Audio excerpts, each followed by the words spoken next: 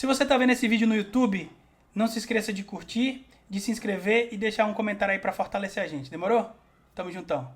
Vamos. Eu tô encanado com isso aqui, ó, porque aqui tá escrito literalmente a Oni no Dori é Yaka Oni no Brog. O Oni azul e o Oni vermelho, né?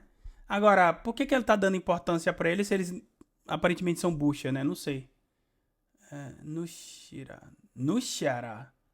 Niko no kuni no shihai wo meijiru. Kono kuni no ou ni nare. Ó, esse aqui é um exemplo do quão difícil o Imo fala. Em japonês, até é comum nós termos repetições, principalmente repetições de pronomes, repetições da terceira pessoa, repetição da primeira pessoa. Por exemplo, é muito comum alguém falar assim, principalmente quando fala formalmente, fala assim, Kono Momonosuke, ou Kono Kinemon, ou Kono Oden, principalmente os personagens de Wano. Eles falam de si mesmos na terceira pessoa, não é porque eles se acham, é só a forma como eles falam no japonês arcaico. É a mesma coisa aqui em relação a Imo, né? Tá falando Konokuni, Konokuni, tá vendo? Ela repete. Isso daqui não é comum em japonês. Em português também não. Normalmente você referencia uma fala utilizando um objeto. Por exemplo, vou falar assim, o meu mangá de Bakuman. Aí depois você vai... vou falar a frase inteira pra ficar mais fácil. O meu mangá de Bakuman é novinho. Aí depois você vai falar, o meu mangá de Bakuman eu comprei em 2000 e, sei lá, 20. Ninguém fala assim. Você fala, e eu o comprei nesta data, entendeu? Você referencia utilizando um objeto.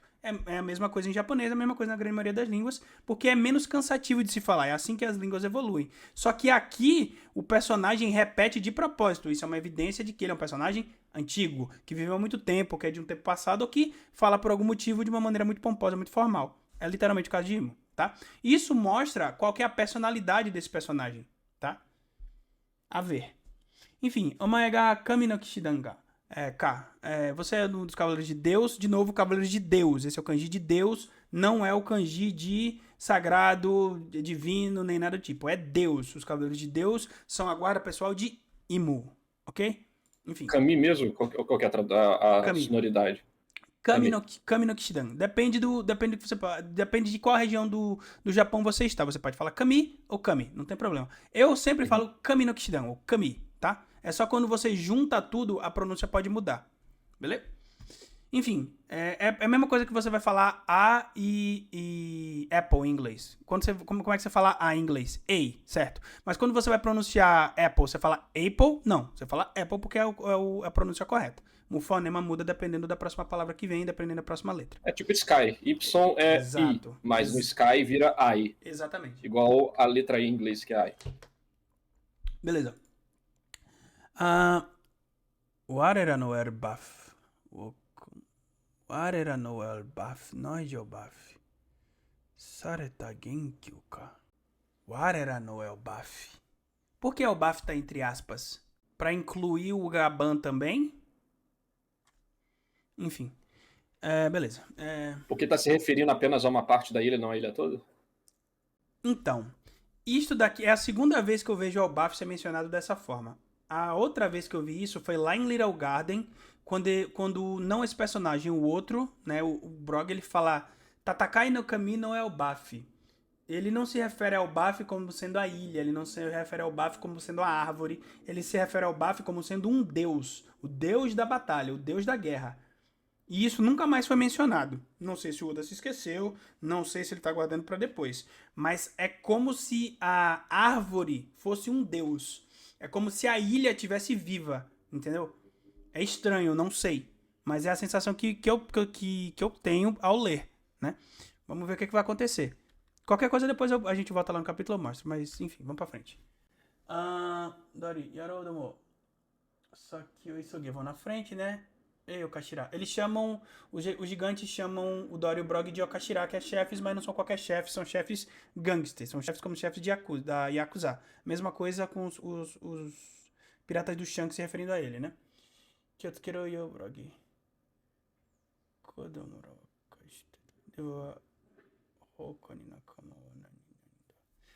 O que você quer fazer com as crianças? O que você vai fazer com os nossos companheiros? Yoika, Brog, Koreyori, Yamahige no Jaro ni ai. Sono kubi wo kiriotoshi sora ni kakage. Isso. O que porra é essa? Yoika, bro. Ouça-me, ou escuta. Yoika, escuta. Kore yori, Yamahige nararu ni ai. Vá até Jaru, Barba de Montanha. Sono kubi o kiriotoshi. Corte a cabeça dele e erga lá no céu.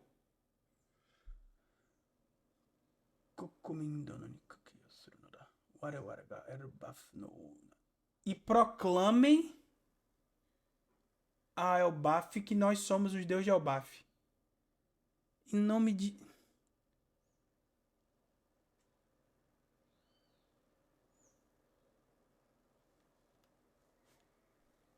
Pera aí.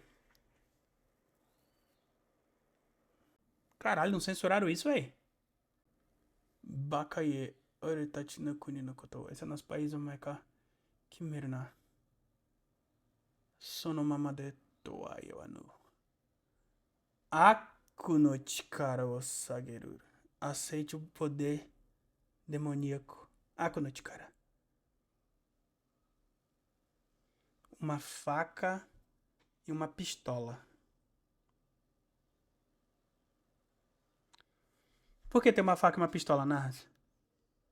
Cara, se eu tivesse que teorizar, armas no Japão, eu até não falei isso na minha live, eu deveria ter falado, falo aqui, eu acabei esquecendo. A arma no Japão tem um simbolismo muito grande, porque foi a queda do mundo antigo do Japão para o mundo novo, que teve que se abrir para os Estados Unidos, né, e para a modernidade, vamos dizer assim. Então, quando você bota o arquebus, né, que é esse tipo de... Não sei se o arquebus é exatamente esse tipo de escopeta, mas escopetas em geral, essas coisas assim, acabam representando essa opressão externa, né? Então, se Elbaf foi um reino que era muito contido em si mesmo durante décadas ou milênios e tal, uma arma de fogo pode representar esse momento de quebra, onde ele finalmente vai ser dobrado, né? E vai ter que se render ao poder que está invadindo ele.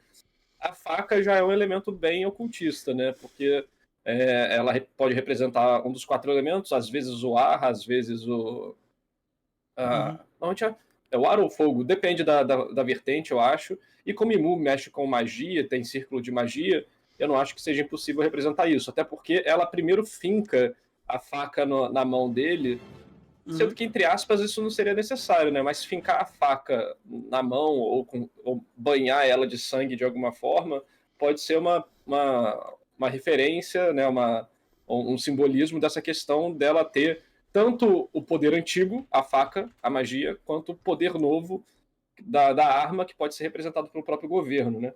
Deles. Então, pode ser alguma coisa assim. Agora, do poder de Imu em si, em relação porque ele invoca esses dois dentro da lógica da obra, eu não sei. Só o simbolismo.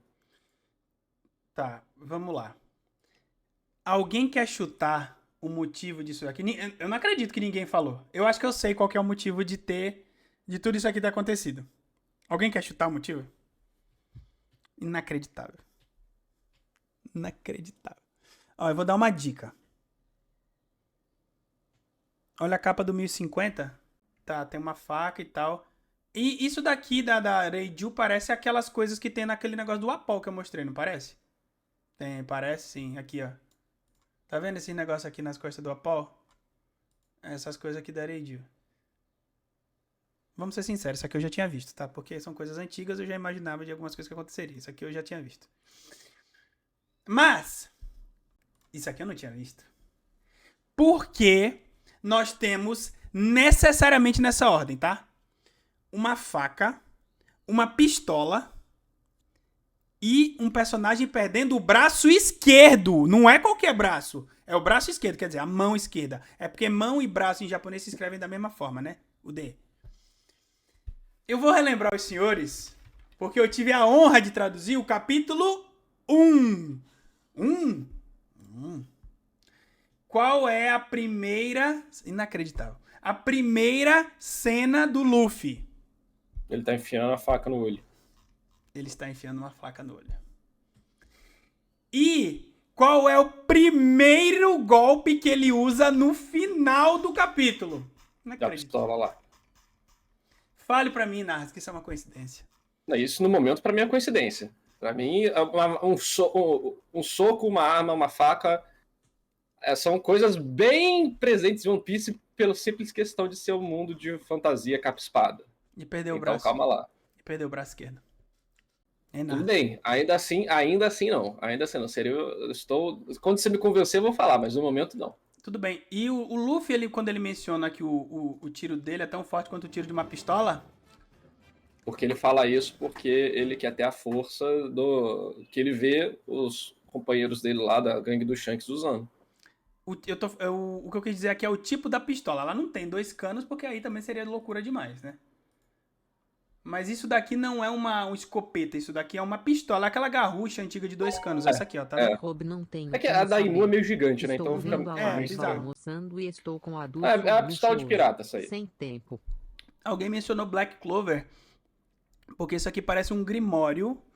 E em Black Clover, o quinto, um trevo de 3 folhas é normal, o de 4 folhas tem da sorte, e o de 5 é um demônio, não é isso? A gente já viu os primeiros capítulos. O primeiro capítulo de Black Clover, né? Que tem ali, esse do Black Clover provavelmente vem de 5 por causa do círculo mágico com a estrela de 5 pontas. Então a Daimon é uma estrela de 5 pontas também.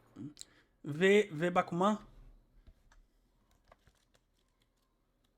Ah, eu sei por que você tá falando isso. Porque em Bakuman, o nome do mangá é Zombigan.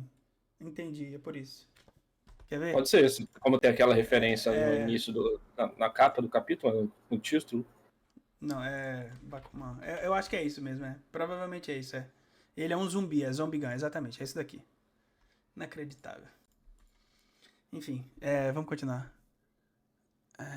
Tchau, Kashiranode.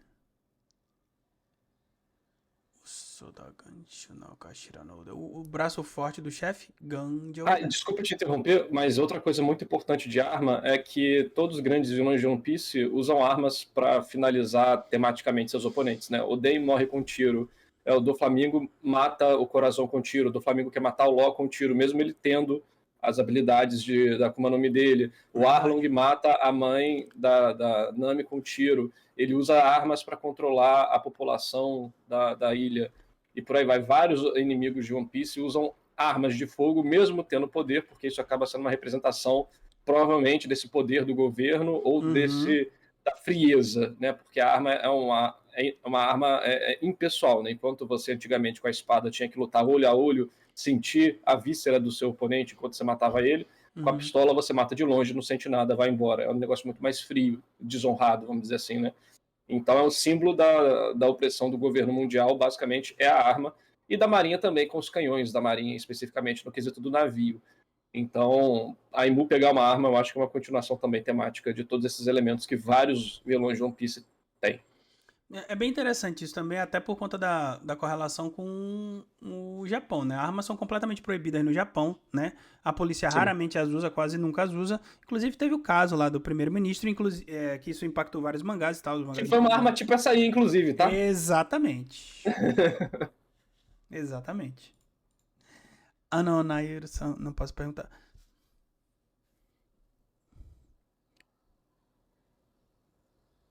Cara, que diabo de poder é esse, velho?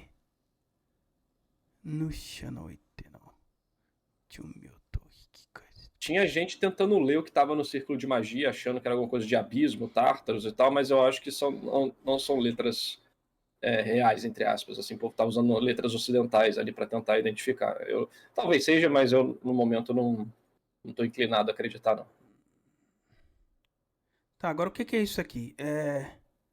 Aquário. Os kanjis são Akumakeyaku. Aquário. Aquário. Eu não faço ideia o que é isso. Então, o que a galera tá falando é que seria o Kuraro, é uma palavra meio estranha, que não tem referência em nenhuma língua, mas seria de um monstro de uma obra chamada Black Destroyer. Esse seria um monstro que ele usa a energia da criatividade para atacar. Só que quem leu essa história acabou lendo e falou, cara, a menos que Mu seja uma alienígena, não parece fazer tanto sentido a comparação. No máximo, talvez, só se fosse questão de usar uma energia criativa da imaginação ou algo do tipo. Eu não sei. Falaram que talvez seja isso, né? Não tem comprovação nenhuma ainda. Eu procurei coisas sobre em ocultismo e coisas do tipo, não achei nenhuma relação direta. No máximo, tipo, a derivação de outras palavras que também não faziam muito sentido. Eu fui atrás de Wiki, de ChatGPT, nenhum deles me entregou nada. Então, não sei o que pode ser. Quer dizer, talvez eu tenha visto, eu não tenha achado que a referência que eu tinha visto. Não tem nada a ver. Mas fica aí no mistério, em geral. Então, A galera traduziu como QWRL. QWARL. QWARL, claro. Tem essa referência aqui, eu não sei o que é Safe Road Wiki, e aparentemente é a versão pirata, mas... Ó, primeira coisa, os kanjis são com certeza Akuma Keiko, que é contrato demoníaco, ou contrato do demônio, tá? Mas, o primeiro kanji é Aku, né? Porque o outro é Ma, né? Então, Akuma é uma magia, o sobrenatural maléfico, né? Que é o que demônio realmente significa. Mas talvez os kanás aqui estejam escritos de forma errada. A gente tem que ver se isso vai ser corrigido no volume. Porque se for Aku, o Aru, aí faz mais sentido. Porque Aku é mal. E o Aru é o Earl, que é isso aqui, ó. Que é o... Sabe o redemoinho de One Piece? Aí faz sentido. Então seria redemoinho maléfico. O bicho entra... Ó, talvez, hein? Talvez. Acho que sua teoria aí faz muito mais sentido. Akuma daka. Nani ga suru kita. O que você tá falando? Domi Reverse. Domi Reverse?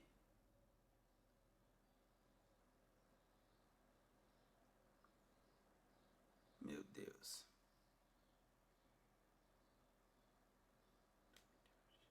É o nome do capítulo de novo, então é a referência a Bakuman. Que é uma referência a Reverse, que é uma referência... Narras. Por que o Gear 4 é o Gear 4? E por que o Gear 4 é assim? Especificamente assim. Inacreditável. Inacreditável. Do macaco? Não. Não é o macaco, é a mão. A mão? Fourth. Olha o 4 aqui, ó. Não. Essas letras no pentagrama são letras de poder. Isso aí provavelmente deve ser pose de... Isso é uma pose de kabuki, pô. Com certeza. Sim, é uma pose de kabuki. Mas... Olha isso aqui. Isso aqui não é meu não, tá? Isso aqui foi do fã no japonês, todo mundo sabe disso. Isso aqui já tava lá em Skype, tá? Isso aqui é loucura. Tá vendo aqui no altar o 4 aqui, ó? Tá carregando aí. O povo diz... Isso é do fã no japonês, tá? O povo japonês fala que é literalmente o Gear 4. Tá? Enfim. Agora... Por que é Domi Reverse? Porque é 5. Não é 5? Reverse. Não é o contrário de o Luffy de Imo? Roberto, você tá maluco? Não. Porque isso aqui é uma referência a Reverse, né? O jogo. E Reverse é jogado com as peças de Gol, não é? Então, Ricardo no Gol. Por que é Gol? É porque Gol é 5, né? Porque Gol é 5. Ó, Domi 5, Reverse. Mano, não é possível. Vocês acham que eu forço demais a barra falando essas coisas? Não é possível. Esse aí você... Eu estou tendendo a acreditar nesse aí. Reverse. Enfim. E aí... O do Gear 4, eu não sei ainda. Botar os dedinhos ali, eu acho que é mais... Não é o motivo, é a brincadeira. É 4, vou botar ele fazendo 4 dedinhos. Mas não é que, tipo, o cara tem, tipo... Às vezes eu acho que a galera inverte a ordem. Okay. A referência é por causa do nome, e aí o Oda cria algo pra brincar. E não, tipo, existe um motivo secreto pra então aquele nome virar aquilo, entendeu? Anel de Solomon, peraí. A parte que mais me chama a atenção é... o pentagrama é o Anel de Solomon, exatamente. É o Anel de Solomon. É a referência a esse golpe aqui de Aimo, que eu não sei o que, vamos lá, vamos com calma. O Anel de Salomão, ele tem 6. 6 pontas. Olha lá, que é mesmo da estrela de Judá. 3, 4, Você mostrou aí na imagem. Verdade. Então é um... Olha lá, são 6. E essa estrela aí já é outra coisa, de outro tipo de magia. O Daimu tá usando magia classe, entre aspas, a magia demoníaca genérica de ficção até o momento. Não mostrou nada... Entendi. Boa. Ok. Esse pentagrama aí. Virado Agora, pra cima, que inclusive é positivo, tá? O pentagrama virado pra cima no ocultismo é positivo. tá manjando dos Mas normalmente ocultos, né? a ficção normalmente não segue muito essa questão, não. Eles não entendem muito essa parte. Domi Reverse. Reverse é girar, né? O inverso. Domi. Isso é italiano ou latim? Domi. Domo. Domo? Não sei o que significa. É uma casa romana. Casa romana. Domus. Inversão de casa. Enfim, foda-se. Aí tem uma É mesmo. tampa. Aí a tampa gira. Ó. Tipo, isso é muito interessante, ó. Olha como o Oda dá foco em algumas coisas que provavelmente passam despercebidas pra vocês. O que significam os kanjis? Significa controle demoníaco, tá? Isso aqui é o mesmo que ela falou da outra vez. Shihai. Lembra? Shihai. Provavelmente é o mesmo poder que Imo usou em Nagunko. Provavelmente é o mesmo poder. Shihai é controle, tá? É todo o conceito, literalmente o conceito em volta do Haoshoku. É um, tipo, só para que vocês entendam de uma vez por todas. Ou é rei. Raou não é rei. Raou é o rei de reis. Ou, como eu gosto de traduzir, o rei dos conquistadores, tá? Que é literalmente uma referência a Shaman King. Por quê? Porque o nome do vilão de Shaman King é Raou. Já cansei de falar isso pra vocês. Tá? Por quê? Porque os poderes do Raul vêm do espírito de fogo. E o espírito de fogo é literalmente controlar tudo, queimar tudo, dominar tudo. É literalmente o poder dele. Assistam Shaman King, é muito bom. O autor de Shaman King, o Hiroyuki Takei, é amigão do Shiro Oda, autor de One Piece. Todo mundo sabe disso. Pode ir lá ver, é muito bom. O Raul é pica, tá? Enfim, não entendi. Aqui tem literalmente um gurum. Preste atenção, olha o foco que o Oda tá dando aqui na quadrinização. Mostra a mão e gira a mão. E tem uma onomatopeia mostrando que a mão girou. Eu acho que é literalmente para ser o inverso do Gear 5. Reverse, entendeu? E aí vira uma tampa, foda-se. E aí ele virou um demônio. É isso? Que loucura. Virou um demônio? Virou um demônio.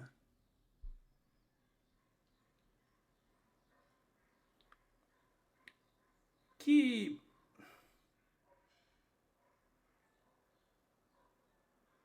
Não tem um negócio desse em Enen no Shobotai? Em Fire Force? Tem a galera, normalmente vira esqueci o nome, mas é o infernal, né? Eles podem ter uma combustão espontânea e virar um... É isso aqui. Um Homurabito, eu acho que é o nome dele. Homurabito. Não, e também tem os Doppelganger, tem os Onis, tem essas coisas assim. Em Fire Force, você, através da combustão... Esse é spoiler, tá? Quem não quiser tomar spoiler, não veja. Porque você já viu o anime todo? E o mangá? Não, tô vendo a terceira temporada agora, não vi o mangá, mas eu vou te mutar e já volto. Beleza, então muta aí. Vou me mudar aqui. Peraí, pronto. Te mutei e já volto. Tá, prestem atenção. Em Fire Force, você usa os insetos de Adola, que é um outro mundo, para transformar as pessoas em Homurabitos, e aí você troca a pessoa do mundo atual por a pessoa do mundo demoníaco, que é o Adola, o outro mundo, entendeu? E aí ela vira um demônio, literalmente um demônio, entendeu? E é isso. É isso que tá acontecendo aqui, a mesma coisa. Essa é uma referência a Fire Force, da mesma forma que o galho número 8 é uma referência a Fire Force, tá? Eu vou chamar o Narra de volta. Pode voltar.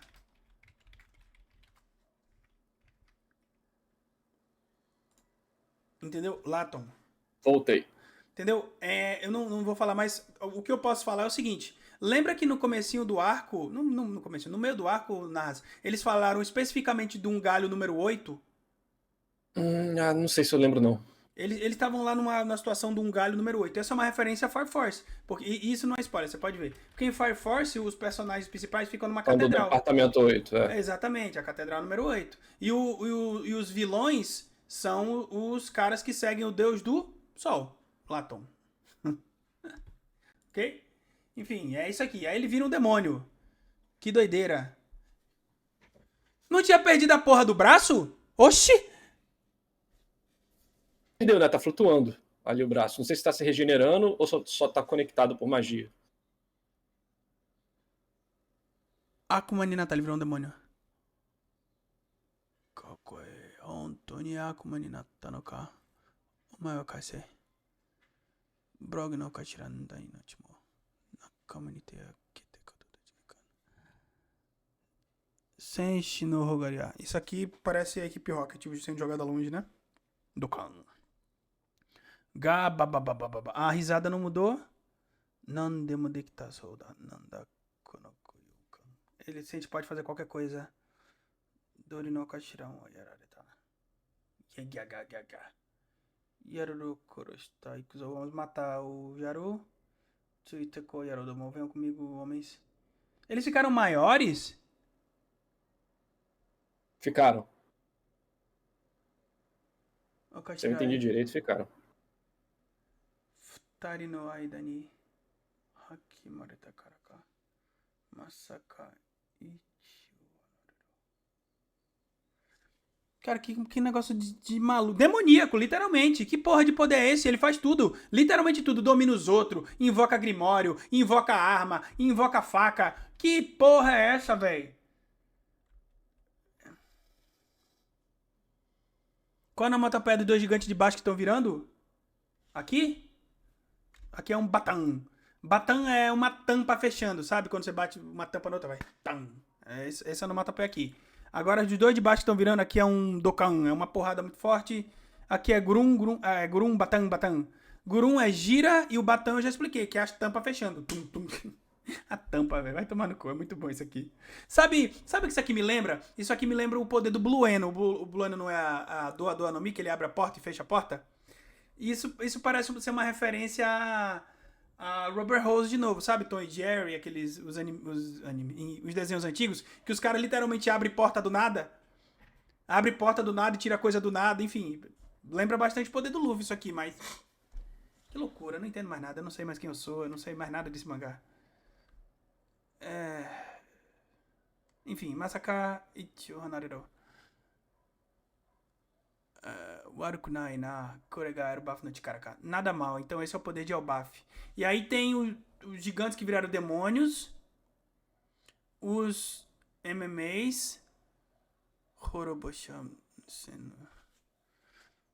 Seno Caça, que como falar difícil, velho. Eu ia ter problema pra traduzir esse capítulo, porque eu até entendo o que ela fala, mas pra escolher os termos específicos ia ser difícil. Porque uma coisa é ela falar difícil, outra coisa é ela falar antiga. Aqui ela não fala voz mecê, por exemplo. Ninguém. Não. Ela só tá falando de uma maneira extremamente formal. Tochitsuru kunida. Shikashi koitsuragai. Bom, ela quer que destrua o país, mas primeiro vai ver como eles se comportam, como eles agem. Yaru-sama, nigete kudasai, por favor, fuja. E o Yaru não vai fugir? Dori Brog no Kashiratati. É pequenininho o capítulo, né? Tem capítulo 14 páginas, mas mandou muito bem pra 14 páginas. Eu acho que foi o melhor capítulo de 14 páginas que eu li do Oda. Pelo menos aqui em Ela. Ele tá dizendo que não vai fugir porque guerreiros não fogem, né? Guerreiros não se acovardam diante de uma situação como essa. Basicamente isso. Cara. Mano, se o Jaru foi solado pela Big Mom criança, imagina agora. Power Scalers. Mas faz sentido, né? Narrativamente falando, tá correto. Vamos lá. Cara, muita coisa. Muita coisa pra teorizar aqui. As referências eu já deixei bem claro pra quem gosta do resumão. O nome do capítulo é uma referência a Bakuman com 1 bilhão% de certeza. Eu não acho nem que seja teoria isso aqui mais, porque é muito direto. A referência de 150 capítulos pra trás, desculpa, de 1000 capítulos pra trás é a mesma. Literalmente, a da Baku no Mi do Apol, Baku, ninguém, Bakuman, né? Bakuman, tá aqui pra quem quiser ver. Isso daqui é uma referência a Hokkaido, porque Yamato, né, filha do Kaido, que é onde fica o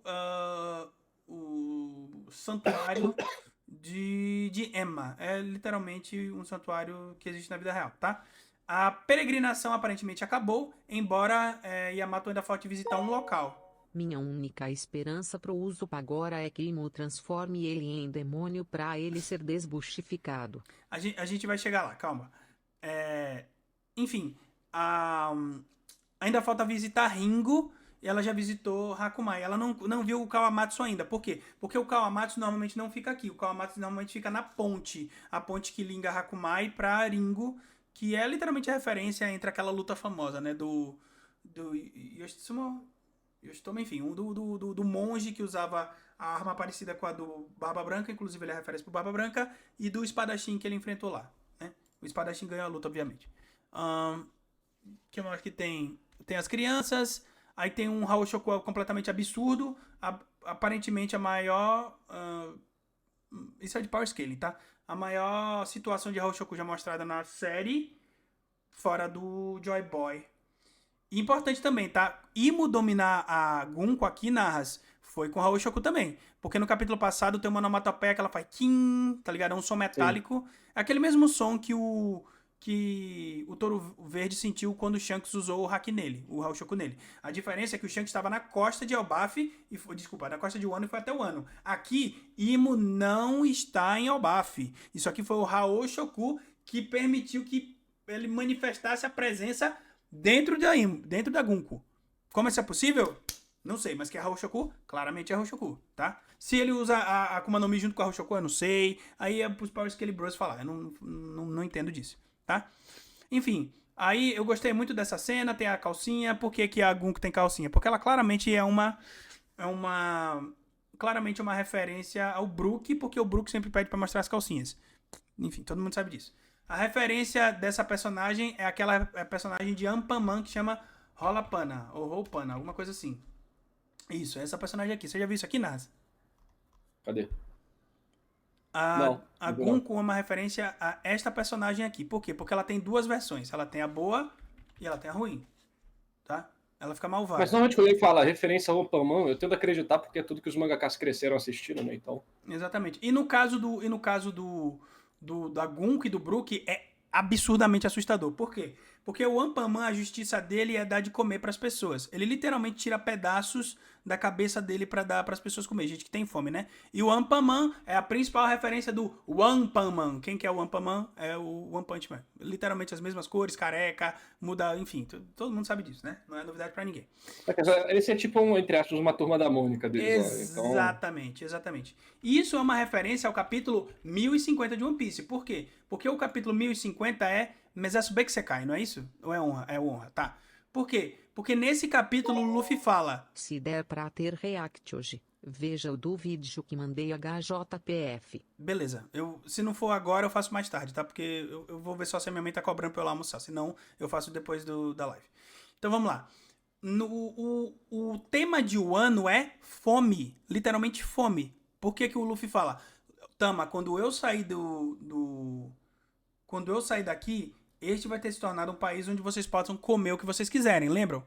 É literalmente isso que ele fala. E isso é a justiça do Ampaman, que é não deixar as pessoas terem fome. E essa é literalmente uma referência direta ao Brook. Por quê? Sabe qual é o nome do local que o Brook foi no arco de treinamento dele? Retânia, ou a Terra da Fome. Literalmente fome. E onde foi mostrado a primeira vez o círculo de invocação? Aqui. Uau. Exatamente aqui. Entendeu? E quem foi a primeira personagem que usou o círculo de invocação, assim, mostrando como ele funciona mesmo? A Gunko. Então, tá tudo absurdamente conectado. Tudo.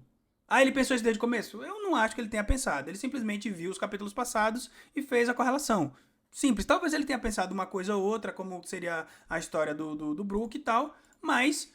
eu acho muito difícil você conseguir conectar tantas as coisas assim, sem deixar nada aparentemente solto, se você não tiver pensado em alguma coisa. Ok? Pra mim parece bem claro isso. Mas vai do gosto do freguês. Enfim, a Gunko vira um demônio.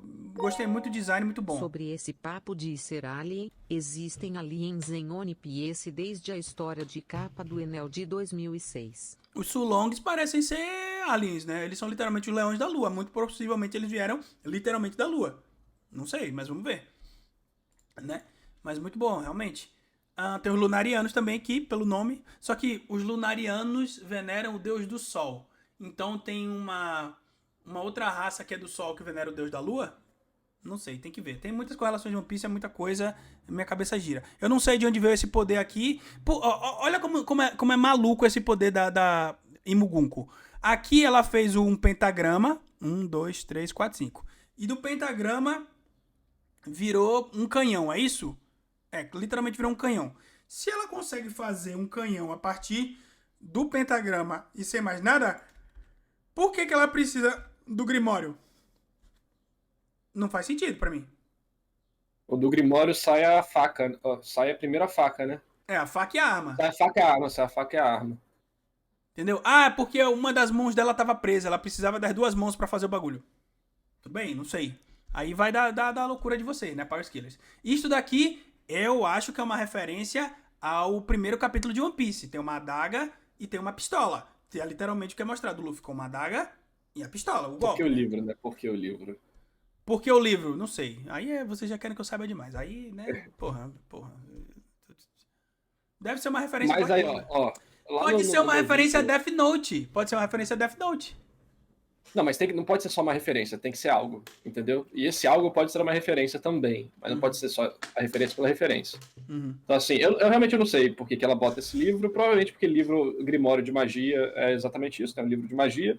E, assim, a gente vai ter que descobrir exatamente. Eu não ligo muito para esse tipo de pergunta, porque eu não ligo muito para esse tipo de luta em One Piece, né? Ah, as regras malucas do Oda, tudo bem. Eu só aceito e curto a viagem.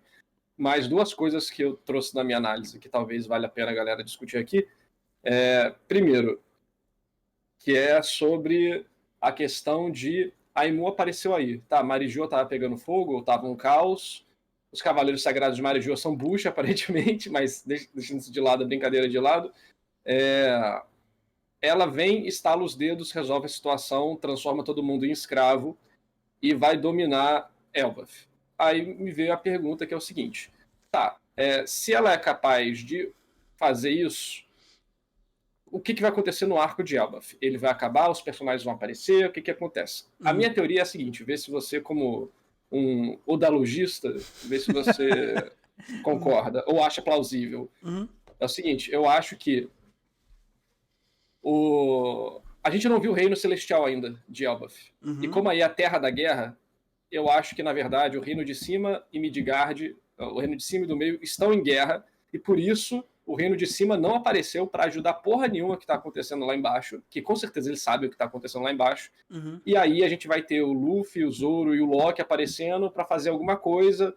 Não sei o que vai acontecer, obviamente, não dá para saber, mas eles vão meio que conseguir resolver a situação de alguma forma, seja temporariamente ou definitivamente. E aí o world building de Elbaf vai, de fato, começar com eles indo para o Reino Celestial e pedindo ajuda com, de fato, gigantes fodas lá de cima, porque seriam os Aesir. Assim como a gente tem o Loki, poderia ter o Thor, o Odin e outros gigantes poderosos, de verdade, porque os gigantes do meio de Elbaf, vamos ser sinceros, eles não têm nenhum pouco da escrita que o Oda disse que eles teriam. Poderosos, assustadores e tudo mais. Mesma coisa pros samurais de Wano, mesma coisa... Tipo... Cara, eu acho assim, o Oda ele tende a repetir conceitos de arcos passados nos arcos atuais, e essa é a principal base que a gente tem para a teoria dos capítulos passados nos mais atuais. Por exemplo, presta atenção. Lembra em Thriller Bark qual foi a solução dada para você derrotar inimigos invencíveis, no caso os zumbis? Dá para eles comerem alguma coisa, no caso, sal, lembra? E o sol que mata eles também. Exatamente. Qual foi a solução dada em Wano para você derrotar uma quantidade absurda de inimigos? Todo mundo comer a frutinha lá. Todo mundo fazer a mesma coisa. Exatamente. Então, é um tema que meio que se repete, entendeu? Então, aqui, como que você derrota inimigos literalmente invencíveis? Literalmente invencíveis. Não sei, mas o que pra mim tava claro desde o começo é que os vilões não seriam os Cavaleiros de Deus. Eu falei isso com 100% de certeza. Não funciona com a construção do arco, mas essa ideia que eu tive, que no meu vídeo eu explico melhor, que a galera aparentemente gostou, é porque Elbaf não teve construção de mundo direito. A gente não vê. Aí a gente conheceu mais do mundo do Lego do que de Elbaf em si. Então, eu acho que... Mas não tem como continuar desenvolvendo Elbaf depois disso que aconteceu, porque o nível de drama é muito diferente. Você precisa de um novo motivo, um novo argumento para você descobrir sobre Elbaf, e o novo argumento seria esse reino celestial, possivelmente. Essa é a primeira coisa que eu queria trazer para a galera pensar. Tá no meu vídeo, quem quiser os detalhes da teoria. E a segunda parte todo mundo já comentou isso, mas eu acho que é mais interessante a gente ver de perto, que beleza, a Imo tem o poder contrário do Luffy, né? O Luffy liberta e tem a cor branca, e a Imo, ela controla e tem a cor preta. E isso vai se repetir em várias coisas em One Piece e tudo mais, todo mundo já percebeu essa questão, mas tem uma coisinha um pouco mais profunda, que é o seguinte, né? Os vilões de One Piece, em geral, são tiranos, né? Porque você tem a diferença do rei bondoso e do tirano. O rei de Dressrosa e o do Flamengo. O Apollo e o cara lá da Vila do Chopper. O rei Cobra e o Crocodile. O deus de Skypiea e Enel. Todos eles são tiranos que restringem a liberdade, enquanto o rei bondoso, ele tá lá porque as pessoas querem que ele esteja lá, e ele tá lá porque ele sente que ele é o único que pode estar lá para proteger quem ele ama.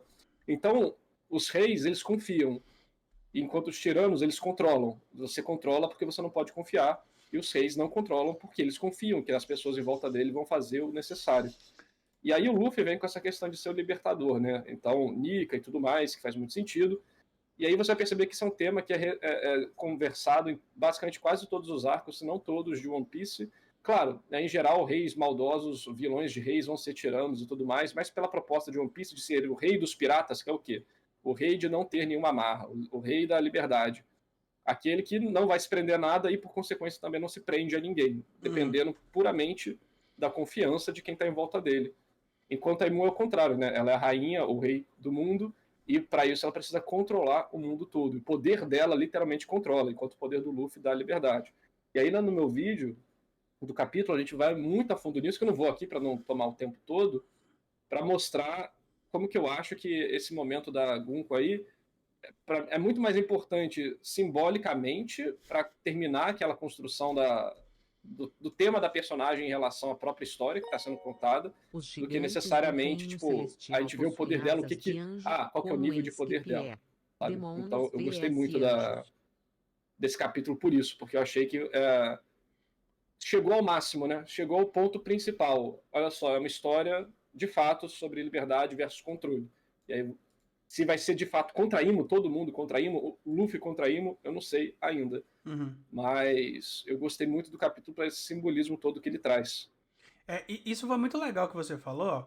Eu vou começar pelas referências e eu vou tentar expandir um pouco o que você disse. Pra mim tá muito claro que a referência é literalmente Reverse, que é literalmente uma luta entre dois demônios. Entre alguém que tem o poder...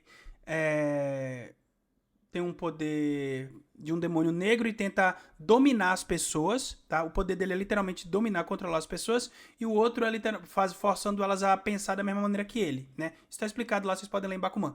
A mesma coisa é com o demônio branco, que ele tem o poder de libertar as pessoas. Então a referência aqui é clara, é óbvia, é direta, tá no nome do capítulo, então não tem nem o que pensar.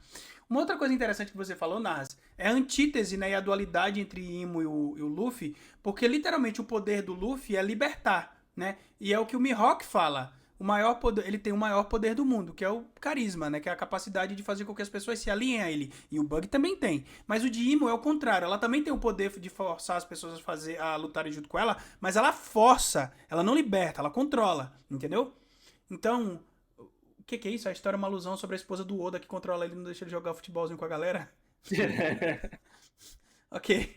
Imo, esposa ciumenta. Enfim, eu não sei. O Oda tem esses takes, assim, às vezes, que ele... Vocês já repararam? Que ele pega e fala assim, não, One Piece não é uma história sobre mães. Mães acabam com a aventura e blá, blá, blá. Ele já falou isso várias vezes, então... Se ele fala isso da mãe, imagina o que ele fala da esposa. Enfim, né? Só dizendo. De qualquer forma, é muito, muito interessante realmente isso. E, tipo, é por isso que o One Piece é One Piece. Olha a quantidade absurda de coisas que tem esse capítulo. De novo, eu acho que isso aqui é a referência a Reverse. Isso daqui é uma referência a La Rubber Rose, uma referência a Fire Force. Isso daqui, o que mais? Eu não faço ideia o que é isso daqui. Eu tenho que ver se isso aqui tá em árabe, porque eu não falo árabe. Eu tenho que ver se tá em outro... Valeu, Spice. Tenho que ver se tá em outra língua, tenho que ver se tá escrito errado. Eu juro pra vocês, eu não sei o que significa isso daqui. Eu sei o que significam os kanjis, mas eu não sei o que significam os kanais. Kanais, na grande maioria das vezes, são mais difíceis do que os kanjis. Por quê?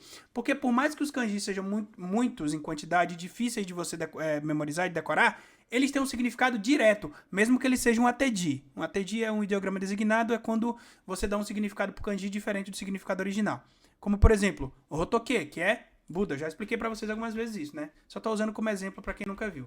Hotoke é o kanji de Buda, mas ele ao mesmo tempo é um ateji. Por quê? Porque ele tem um outro significado, que significa França. E por que significa França? Em One Piece especificamente usado, porque isso aqui é como você escreve Imu, tá? Esse kanji, se você quebrar em 2 canais, vira literalmente Imu, tá? A mesma coisa com o kanji de Deus, que é Kami. Não é o papel, não é o outro, é esse aqui. Se você quebrar isso aqui, você vai ver que formam os canais de Nerona, né? Então, Nerona Imo, ele é Deus e Buda literalmente ao mesmo tempo. E por que França? Porque o Castelo Pangaea é literalmente uma referência ao Chateau de Chambord, que é um castelo francês, igualzinho ao Castelo Pangaea. Só ir lá ver, é gigantesco, e dentro dele, lá no jardim, tem literalmente um lírio, a flor de lis, que é lily em inglês, né? Porra, ninguém precisa ser gênio pra entender isso aqui.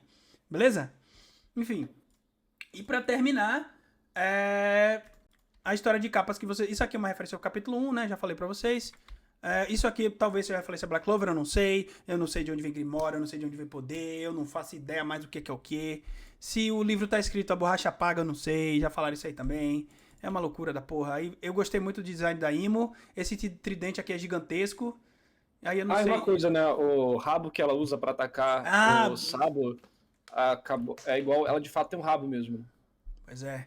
E aqui a teoria do Miboso morreu. Eu odeio essa teoria. Eu odeio quem fala que Ima é um Miboso. Odeio. O que é essa teoria do Miboso? Cara, o Miboso é um yokai. É aquela criança do mar? É mais ou menos uma criança. Esse bicho aqui, todo mundo bate o olhinho e fala, é um Miboso. Eu odeio esse bicho. Esse yokai não é tão relevante quanto vocês pensam que ele é. Ele não é mencionado em tantas histórias quanto aparecem. Ele normalmente é tirado pra merda. E isso é mostrado em One Piece. Neste personagem. Ele é literalmente um Miboso. Ele é chamado de um Miboso. Esqueçam isso. Não faria sentido você reutilizar esse conceito. Não. Ainda mais que ele foi um conceito apresentado de forma muito... Não, cômica, né? Um personagem burro, um personagem... Exato. Enfim, que não tem relevância. Imagina, Imu ser o Adatsumi... Tipo, a mãe do Adatsumi, sabe? Não. O Imo é esse cara aqui. Eu já falei várias vezes. Vocês acreditam... Peraí. Eu me lembrei de uma coisa aqui agora. Um instante. Essa sua teoria aí é muito boa, até a parte que chega de falar que ele é Imo. Ele é Imo. Não há como não ser. Essa teoria é muito boa até falar isso, porque Imo é mulher, já começa por aí. Não. Essa é a minha teoria e eu não vou explicar. Você não vai explicar? Como assim? Não vou explicar, não precisa explicar, é a verdade não precisa ser explicada e vocês vão ver quando revelar. Pode clipar, eu vou querer todo mundo pedindo desculpa. Tá bom então. Tem a teoria do Passa Punk Records que Imo precisa de corpos femininos pra passar a mente dele. Se originalmente era mulher, eu não era, não sei, mas eu sei que é mulher. Eu conheço uma maluca quando eu vejo, cara. Falaram aqui, é porque ele gosta de gasosas, é porque ele gosta de Bleach. Falaram isso aqui de você, tá vendo? Eu conheço uma maluca quando eu vejo, então a Imo é completamente maluca. Inclusive o cabelo da Gunko cresce, né? Cresce. Quando a Imo entra no corpo dela. Então... É verdade. Enfim. Fora várias outras coisas. Vamos ver. Eu acho que é o Steri simplesmente por causa da Sari Nantokanete. Essa é a esposa isso é muito do bom, coisa. É muito bom. Isso aqui é genial. Isso aqui não tem como. Essa parte aí realmente é incrível, mas não é o Steri. Tem outra conexão que você tá perdendo. Alguma coisa aí que você não tá vendo. Ok, eu vou precisar mais a fundo. Sari Nantokaneto, que é uma referência a Marie Antoinette, que foi literalmente a esposa de Luís XVI. 16. Ah, Roberto, é uma coincidência. Tá? Pois é, mais uma das sei lá quantas. Eu já perdi até as contas de quantas coincidências são.